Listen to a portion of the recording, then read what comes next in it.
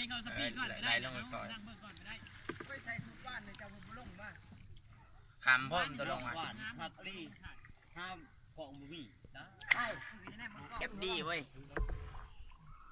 ลุงนั่นวะทุกคนเลยครับนักพายทางมันเด้อทำไมอยากดึงเรื่องกับพังเนี่ย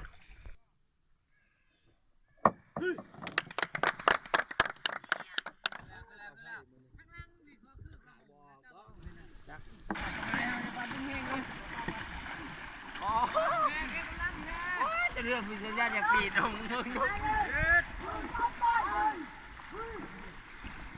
ยุดมาตาทานถากลงมาอีกเนาะ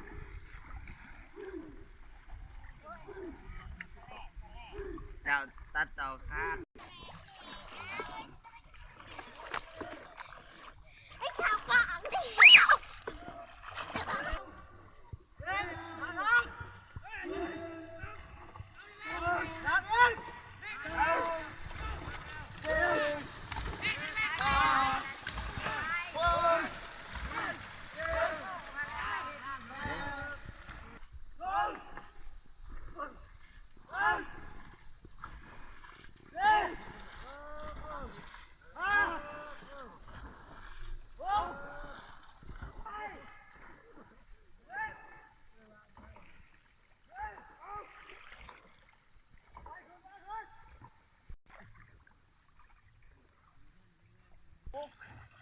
เปียกแล้ว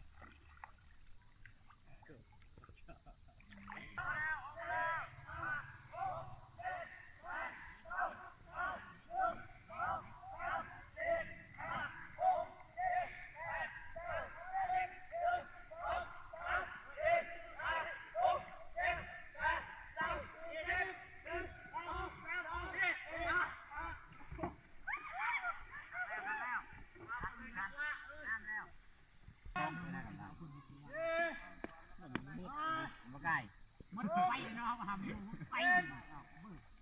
เอาแบบกำลังออกไป